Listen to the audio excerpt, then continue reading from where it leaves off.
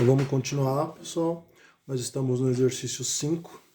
Em uma caixa havia 150 peças, das quais 30% estavam enferrujadas e, portanto, não podiam ser utilizadas. Das demais peças, 20% apresentavam defeitos e também não podiam ser utilizadas. Considerando-se o número total de peças da caixa, é correto dizer que o número de peças que podiam ser utilizadas representava. Exercício tranquilo de porcentagem, a gente só tem que fazer passo a passo. Então, das 150 peças, 30% não podiam ser utilizadas. Então, vamos calcular 150 vezes 30, 0,054, 4.500, como é porcentagem, eu divido por 100. Então, das 150 peças, 45 não poderiam ser utilizadas. 150 menos 45, isso dá 105. Então, 105 peças. Das demais peças, ou seja, das 105 peças, 20% apresentavam defeitos e também não podiam ser utilizadas. Opa, então agora eu vou ter que descontar 20% desse valor aqui. 105 vezes 20, 0, 0, 1, 2, 2.100, como é porcentagem, corto 2 zeros. 105 menos 21, isso dá 84. Então, 84 peças poderiam ser utilizadas. Só que ele não quer saber a quantidade de número de peças, ele quer saber em porcentagem. Considerando-se o total de peças da caixa, o total é o 150. É correto dizer que o número de peças que podiam ser utilizadas representavam. Então, vamos lá. Uma parte dividido pelo todo, multiplicado por 100. Então, lembrando, esse 84 é o número de peças que podem ser utilizadas, mas ele quer em porcentagem. Olha as alternativas aqui de resposta. Então, em porcentagem, nós fazemos assim. 84 vezes 100, dividido por 150. Para facilitar o cálculo, nós podemos cortar um zero em cima e um zero embaixo.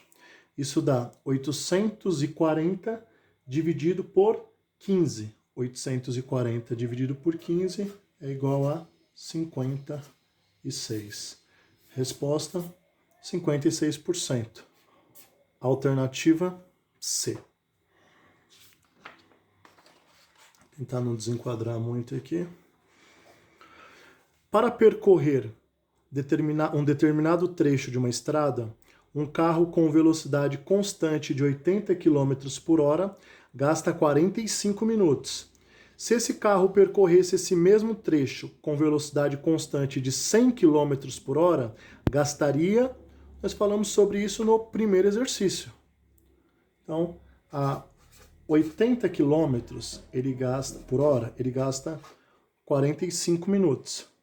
Se ele tiver 100 km por hora, ele vai gastar um determinado tempo. Então vamos analisar, igual nós analisamos o primeiro. Será que essa grandeza ela é diretamente proporcional ou inversamente proporcional? Então, quem tiver em dúvida, volte lá no primeiro exercício que eu já mostrei a diferença entre a grandeza direta e a grandeza inversa. Tá? Essa grandeza é inversamente proporcional. Por quê? Se a 80 km por hora ele demora 45 minutos, se eu aumentar a velocidade, o que vai acontecer com o tempo? Vai diminuir. Então, quando uma grandeza aumenta, a outra diminui. Quando acontece isso, elas são inversamente proporcionais. E como que eu resolvo? Também com uma multiplicação e uma divisão. Só que agora é esse multiplicado por esse e o resultado dividido por esse. Então fica 80 vezes 45 e o resultado dividido por 100. Para facilitar, eu posso cortar um zero em cima e um zero embaixo. Então nós temos 8 vezes 45 e o resultado dividido por 10. 8 vezes 45 dá 360. 360 dividido por 10, mais uma vez eu posso cortar um zero em cima e um zero embaixo.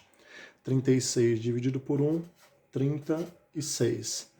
A resposta é 36 minutos.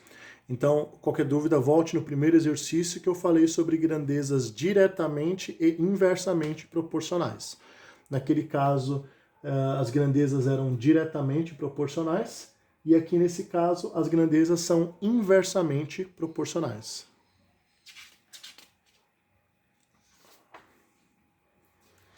Próximo exercício. Uma máquina trabalhando ininterruptamente 5 horas por dia produz um lote de peças em 3 dias.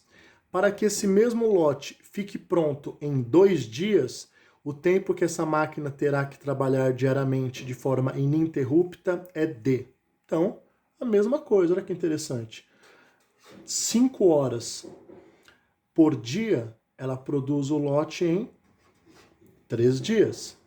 Para que esse lote fique pronto em 2 dias. Então, vamos lá. Trabalhando 5 horas, demoro 3 dias. Se eu quero demorar 2 dias, que é menos, será que essa máquina tem que trabalhar mais ou menos? Pensem aí. Acertou quem disse mais. Muito bem. Se você executa um trabalho em 3 dias, essa máquina executa trabalhando 5 horas por dia, um trabalho em 3 dias, para ela executar esse trabalho em menos tempo, ela tem que trabalhar mais horas. Olha a grandeza inversamente proporcional aí novamente. Se diminui os dias, tem que aumentar o tempo de trabalho. Se a grandeza é inversamente proporcional, esse vezes esse e o resultado dividido por esse. 5 vezes 3 e o resultado dividido por 2. 5 vezes 3 dá 15. 15 dividido por 2 igual a 7,5. A gente olha aqui no gabarito, né? Algumas pessoas, tá, mais afoitas aí, colocariam 7,05, que não é a mesma coisa. Tá? O que é esse 7,5? O problema falava sobre horas, ou seja, 7 horas e meia. 7 horas e meia é igual a 7 horas e 30 minutos. Alternativa B. O último exercício aqui, eu coloquei o 36, né? Mas eu não assinalei, tá? Mas eu coloquei a resposta está correta. Alternativa B também, tá? Só para a gente não esquecer. Então, 7,5 horas é igual a 7 horas e 30 minutos. Bem tranquilo. Vamos para o próximo. Em uma gaveta há 24 canetas, sendo 1/6 delas verdes, 3/8 vermelhas e as demais azuis. O número de canetas azuis que há nessa gaveta é... Problema muito simples de tudo. O fone aqui, não tem problema nenhum. Tem 24 canetas nessa gaveta. 1/6 delas são verdes. Então, vamos calcular quanto que representa 1/6 de 24. 1/6 de 24. 24 vezes 1, 24. Dividido por 6, igual a 4. Ou seja, 4 canetas são verdes. 3/8 vermelhas, a mesma coisa. 24 vezes 3/8. 24 vezes 3, fazendo a conta aí no canto do caderno, 72, dividido por 8. Lembra a multiplicação de fração por um número natural? 72 dividido por 8 dá 9. Então, na multiplicação, para quem não lembra, a multiplicação de uma fração por um número natural, ou um número inteiro, o de cima vezes o de cima, e divide pelo resultado de baixo. Tá? 24 vezes 1, 24, dividido por 6, 4. 24 vezes 3, 72, dividido por 8, 9. E as demais são azuis. As demais, vamos ver quantas canetas sobram. Muito simples. 4 mais 9 é igual a 13. Se há 24 canetas na gaveta e eu sei que 13 é a soma das canetas verdes e vermelhas, 24 menos 13 igual a 11. Alternativa D. Ou seja, nessa gaveta há 11 canetas azuis. Deixa eu pegar uma outra preta aqui para ver se está um pouquinho mais forte. Então, vamos para o exercício 9 agora.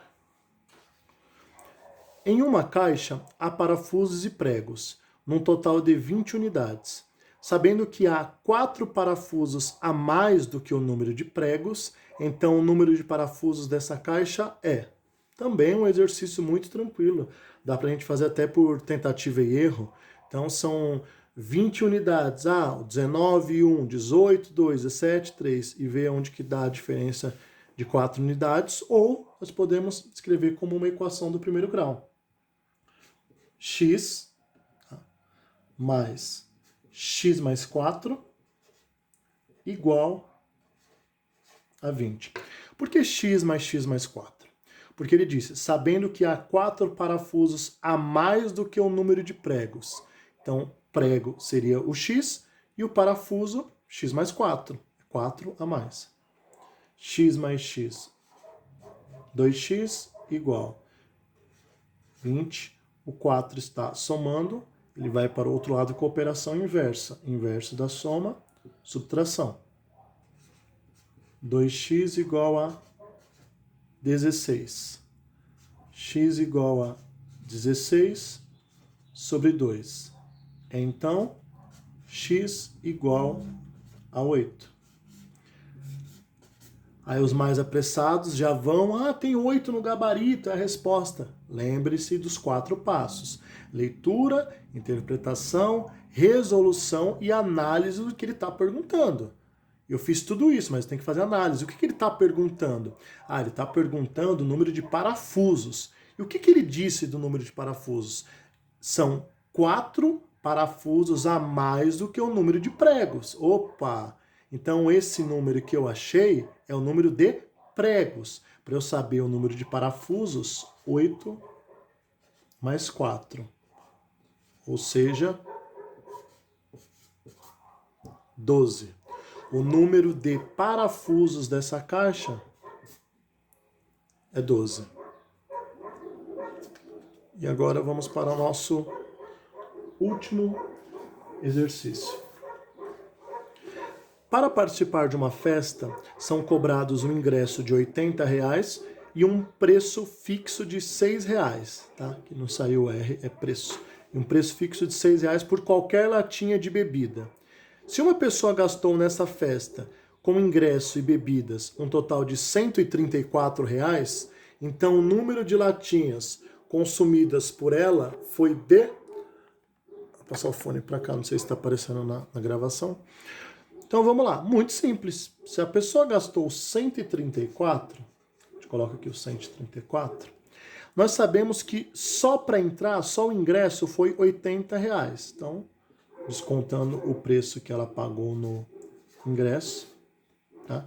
De R$80, isso nos dá 54. O que é esse 54? É o tanto que essa pessoa gastou com a latinha de bebida, foi R$54. O problema diz que a latinha de bebida, qualquer bebida, tem um preço fixo de R$6. Ou seja, se eu sei que a pessoa gastou R$54 e que qualquer latinha tem um preço fixo de R$6, basta eu dividir o total que a pessoa gastou pelo valor de cada latinha. Quando eu faço essa divisão, 54 dividido por 6, isso me dá 9. Ou seja, o número de latinhas consumidas por ela foi de 9. Alternativa C. E assim nós terminamos a correção dos 10 exercícios, tá bom? Semana que vem vocês terão mais 10 exercícios para fazer, para entregar até o dia 30 de julho, e eu também farei um outro vídeo com a correção deles, tá bom? Bons estudos, qualquer dúvida, assista a correção mais de uma vez, tá? Se possível, refaça os exercícios, confira com os cálculos que vocês fizeram, e tudo de bom, até mais.